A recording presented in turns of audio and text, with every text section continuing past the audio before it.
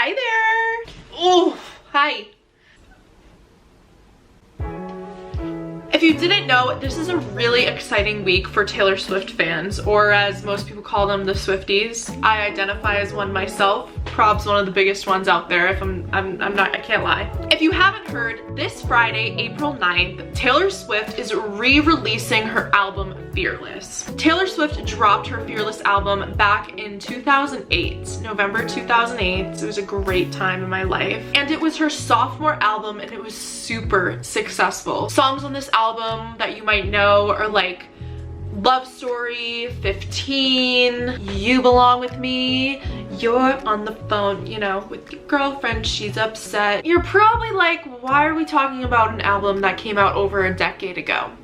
Oh, just wait. Before I tell you why, make sure you like this video and subscribe down below. It really helps me out and it would mean so much to me if you subscribed.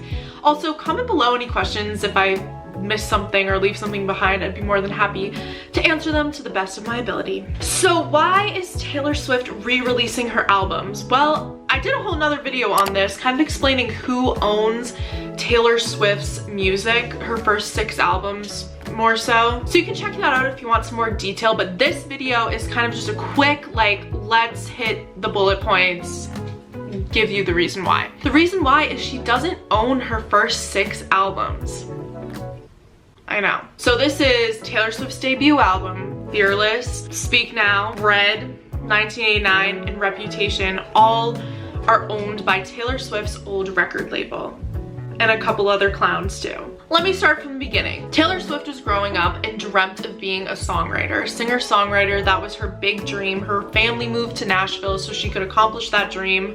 Imagine if they didn't. Oh my god. She was 15 years old. She was performing at this place called the Bluebird Cafe when she was discovered by Scott Borchetta.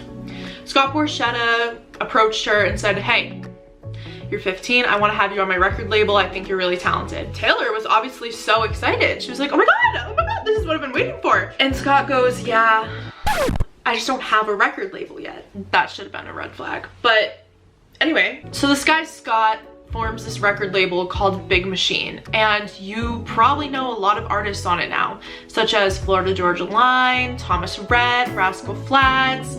Oh my god, the list goes on and on. Google it if you want to see the list. And it all started with Taylor Swift. She's given this opportunity to, you know, at 15 years old, have this record label. She starts, you know, writing songs like she's always done, like in her childhood bedroom, and then boom, she blows up and becomes this super big pop star. I mean, she took that literal nothing record label and like now this record label is like blowing up because she's blowing up. Everyone's being successful here. You're again probably like, why does she have to re-record? Okay, here's the real drama. Back in what, 2019? I think it was late 2018. Her X amount of year contract was up with Big Machine, that Scott guy. You know, Taylor had a lot of options. She could go to another record label, she could stay at that record label, she could form her own record label. I mean, she's one of the biggest singers in the world right now. My girl Tay, she's one of the biggest ones out there, I love it. Taylor Swift kind of made the bold move to sign with Republic Records or the Universal Music Group. Why was that bold? Because she was leaving a record label that she built up. But we kind of know now, it kind of seems like there was some stuff going on behind the scenes why she left. So when she left Big Machine, why she's re-recording is because Big Machine owns all that music she created under their contract. But what that means is Big Machine owns her first 6 albums, which means they get to decide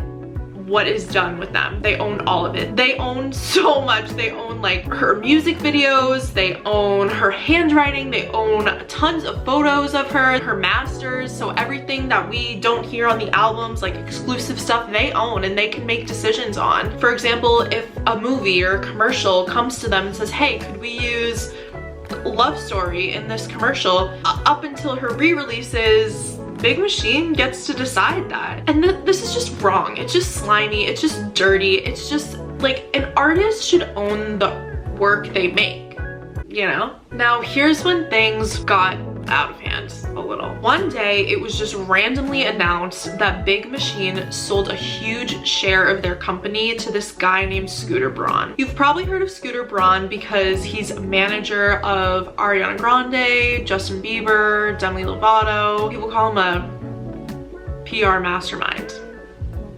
May I add, Taylor has made it very clear to Scott Borchetta, remember him, he owns Big Machine, that she does not like him. She's never liked Scooter Braun, but when Taylor's no longer signed to Big Machine, Scott goes behind her back and sells it to Scooter Braun. So now Scooter Braun owns basically Taylor Swift's masters and like the rights to all the things I listed before. So he gets to be involved in that decision making to basically screw over or not screw over Taylor Swift. Just a big mess. A big mess. It became very public. Taylor Swift wrote this whole long thing about it. It was a nightmare. It's very unfair. In my opinion, it's just a bunch of old white men trying to profit off this young woman's work.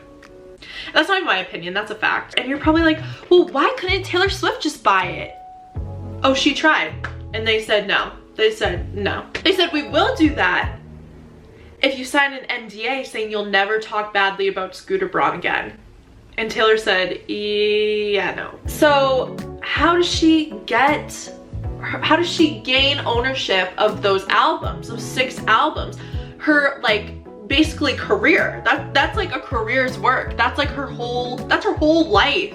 You can re-record them one by one and earn them back. So that's what she's doing. She's earning them back by re-recording and re-releasing them. Editing me here, and I just wanted to say that is like the basic terms of it. There's definitely a lot more about it, but that's just it in simple terms. You're probably wondering my thoughts on this. It's just sad. This has happened to many artists too, because this is kind of what happens is these young people come into the industry, they're all like rose-colored glasses, so excited to be there, obviously. These record labels, if they aren't great, you know, take wrongful ownership of the work that these artists are making. And that's exactly what happened here. Other artists this have happened to are like JoJo, remember It's Just a Little Too Late girl, Aquamarine girl. This happened to her. She recently re-released all her music. I'm pretty sure it happened to Prince. I also think it happened to Paul McCartney. I could be wrong. It is very common, and I'm very interested in what the future holds with this problem, because it's definitely becoming apparent that artists don't really need a record label as much as they did 10 years ago. So yeah, it's a very complex issue. How I feel about it as a fan is I am so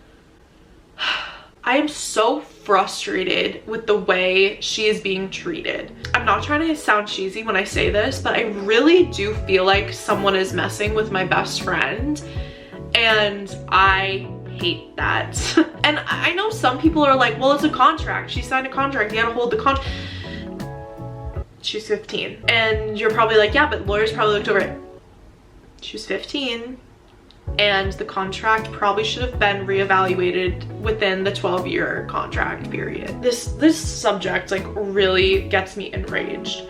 But I will say, having that album re-released this week, as a longtime fan and someone who grew up with those songs, it is kind of magical. I don't know. In conclusion, I think Taylor Swift is taking an awful situation that she was in and making it a positive. I'm not gonna get choked up about it.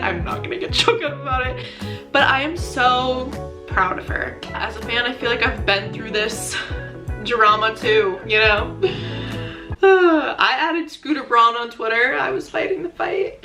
Really happy there will be some conclusion. And you know what? Taylor Swift is speaking up and making sure this doesn't happen to smaller artists, young artists, new artists. You know, check your contracts. She says that all the time now. Check your contracts. That is why Taylor Swift is re-releasing her albums.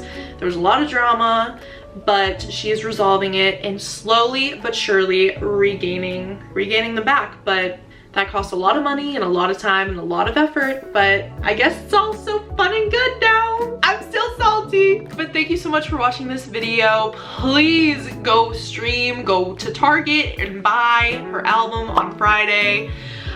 We have to support Taylor. We have to break charts with this one. This like isn't this is not an option. Subscribe and turn on that bell notification because I will be doing a full reaction video to the Fearless re-release. I'm also getting a tattoo. I'm so excited. I can't wait to share those videos with you. I'll see you next time. Bye.